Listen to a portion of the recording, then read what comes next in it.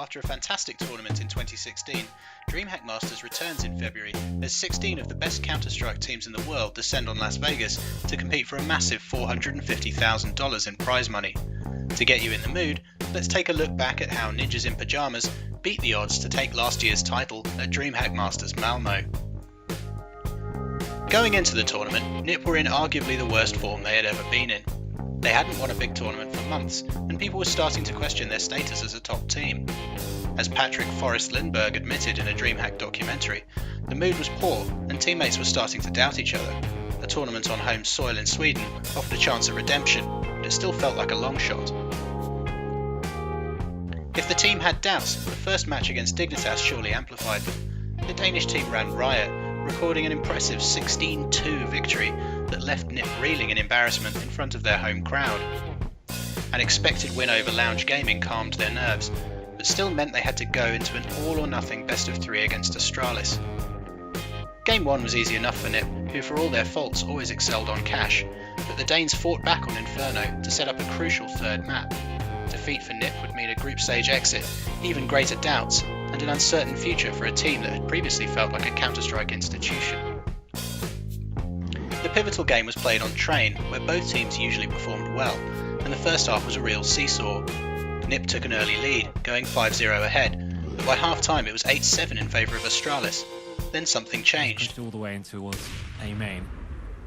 Looking like Astralis will be favouring towards the Ivy area once again, as this was the one that capitalised before. This rotation from Pyth is actually quite good for that. But he's going to want to face this, and you know that the time that Astralis have remaining here, they're going to be waiting. They can buy their time a little bit. They can work this slowly.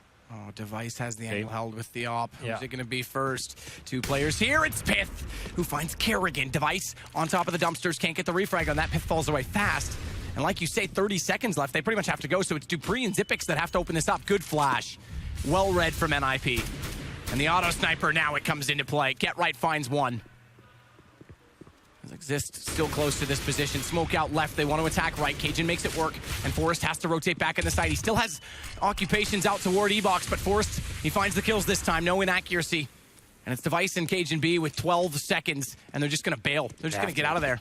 There's no chance of winning that round. Really nice work there from Pyth just to open things up and throw a cat among the pigeons. You see the Astralis just had to react, tried to come out, and that auto sniper, like he said, just in a perfect position there. Astralis didn't have any time to deploy any smokes. He finds the kill, locks him down, and NiP find their 14th round here. One more to go until series point. Two, no kits either on the NiP camp. Exist going to try and advance. Good pick, though, by Pyth. Kerrigan down. It leaves it to Device. High ground gained. But they're going to know this. They're going to check this. And they picked up a Molotov. Oh, Pyth, that's so big. Yeah. But he puts it lower. He actually puts it lower, which means Device still has a chance at this. I'm not sure why he'd throw it towards the lower round, but here we go. Then it's going to be Device coming into the face. The defuse comes in. Needs to go. It's a kid. He doesn't even face it. Oh, Device misreads it altogether. You'd think he'd at least face to give it a chance. Why would he not? When they threw that flash, Pyth's going to start this off, so could be good here. But when they threw that flash, I'm wondering if that's when he tapped it and Device didn't even hear them get on it. Potentially. I'd like to see the replay of that, and production says that that is the truth. So that flash was perfectly timed to allow the plant to come in. That's pretty next so level. Clever from NiP. And that's why Device doesn't face it at all. He had absolutely no idea. That is sick. And it's a one-man advantage. NiP about to send Astralis packing. It's 4 AKs, the AWP for Cajun. Get Right has the shotgun again. Gonna be up close to this ladder position. If he peeks out now, it's Dupree dead. Headshot, and he fades away. They can't get the refrag. Kerrigan tries. All that serves to do is tell Get Right he's there. Finally, Cajun comes out, but it's down to 2 players for Astralis. And Exist holding the angle on top of green. He's going to get at least the information that the second player is coming out with that AWP from A main. And NiP just have to hold their ground. 2-man advantage, make it now 3. It's down to Cajun B. 1 versus 4. And NiP about to send the 4th of the top teams in this tournament home. They'll do it. Forrest closes it out. They'd gone back in time. Forrest went off, finishing the map with 25 kills and a 1.25 rating. Get Right found some form, posting a 100 ADR. It was all too much for Astralis, despite the best efforts of Device, who had the second highest KD ratio of all 10 players. Compared to the game against Dignitas, NiP looked like a team reborn. They carried that momentum forward into a quarter-final against Virtus Pro. VP and NiP are both known for inconsistency, but it was VP's turn to fall short in Malmö as they slumped to successive 16-12 defeats in games that NiP never looked like losing. On to the semi-finals, where NiP would face the other all-Swedish team at this Swedish competition, the unpredictable Godsent. Neither team had been a favourite before the competition, but on tournament form it was hard to choose between them, and so it proved, as the teams exchanged tight, nervy victories on Cobble and Train to set up a crunch match on Mirage. There would be no shame in defeat here, but with the grand final starting to loom on the map's shimmering horizon, something stirred in one man more than any other. All the way over at the B site. This is insane. I don't think NiP realizes how good they have it at the moment. Freiburg falls. Bomb is being planted. Get Right and Force have a huge job to do. Yeah, grass is always greener on the other side. NiP have got the bomb down, but it's at great cost. 2 players dead. Pit's extremely low. Get Right's going to look to try and bag himself this kill until Electro does finally get it. Meanwhile, Pit has fallen 2v4. We've seen NiP clutch rounds from these kind of situations before, but they've been smoked off. This makes it that much harder. Forrest charges through. He is going to find himself on the receiving end of a battering. Here comes Get Right. He gets knife but peeks around and destroys Twist. And now this clutch is doable. Get Right. Surely, Godsent haven't just let this round slip away. He's been dinked, but the time is down, and Get Right is going to clutch the round. You can see what it means to him. He's hyped. He's ready to get into this one. That's just absolutely brutal for Godsent. 2v1, Pauf. Can he save the semi-finals? He's being tanked up from short, picked off through the wooden panels. And Get Right will secure the semi-finals for NiP. They go through to the finals to face off against... After a slightly subdued tournament, it was time for Get Right to make the difference, stacking up 28 kills, just 18 deaths, and a massive 1.51 rating to punch NiP's ticket to the final. A team that had doubted each other just days earlier were now on the verge of winning their biggest tournament in a very long time. Ahead of them lay a familiar foe. Na'Vi had dominated NiP in the quarterfinals of the MLG Major just weeks earlier, and while NiP was putting together a fairy tale run in Sweden, Na'Vi were working to a different script, which would see them make up for a punishing Grand Finals defeat to Luminosity at the MLG Major by winning DreamHack Masters to get back on track. Wants to be the person to make the first mistake here. You can tell they're all being very defensive. Guardian in the middle, and Pith going to be picking up that kill. Forrest with the follow-up, a UMP of all weapons as well. 2-for-nothing trade here, favoring NiP, and they are fighting not to get into that overtime. They just want to close out this map. The comeback for them has already been amazing. Now, can they just follow it home with another 3 kills? And that becomes the question.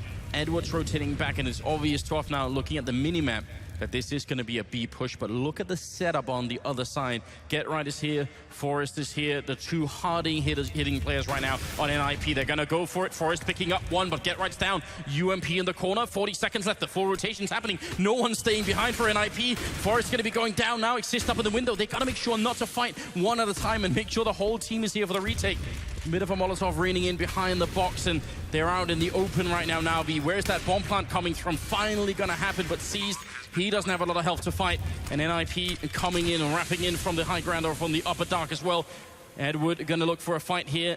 Pit with the AWP. Just a few seconds left now. Gonna go for the shot, and there it happens. Edward takes 1 down, seized in a 1-on-3, dodging through the smoke, but he gets found by Freiburg, and NiP picking up Dust 2. The first map of the Grand Finals.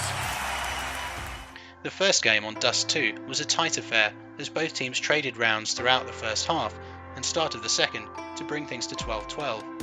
NiP made it to map point, but Na'Vi kept fighting back until NiP just managed to take the 30th round, winning without overtime. The crowd went crazy, truly embracing the home favourites, and NiP carried that momentum into an early lead on Cobble.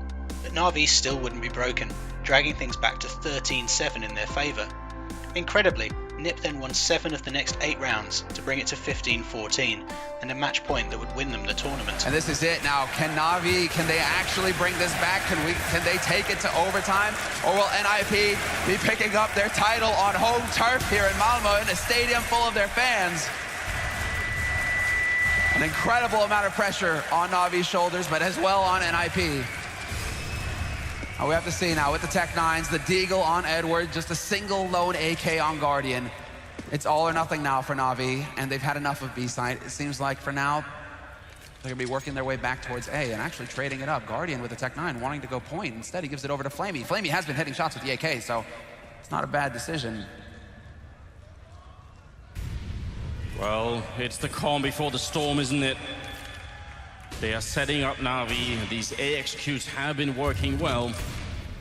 Forest, a bit of a grenade to buy some time. They need that one good entry to fake it into overtime. Forest hoping up on one. There's Guardian going down. He's hiding in the corner. They do have another backup, two men backing up behind it. There's Forest with another one. Flamey with an important refrag, but Get Right is there. Zeus and Edward are left, and they're simply out of time. 30 seconds here. NiP, what a story it's been already. Get Right, and here it comes. NiP, your DreamHack Masters champions! NiP had done it, winning the first ever DreamHack Masters tournament after a tough year that had put a great strain on the team. Fast forward 9 months, and NiP are in a similar position going into DreamHack Masters Las Vegas. Despite victory at IEM Oakland, the team failed to make it to the E-League Major and could be forgiven for letting those nerves and doubts re-enter their thoughts. As the team boards their flight to Las Vegas then, they will be hoping they can rediscover the mindset that helped them overcome adversity in Malmö, clinching one of the best tournament wins of 2016. Either way, we're in for a hell of a show.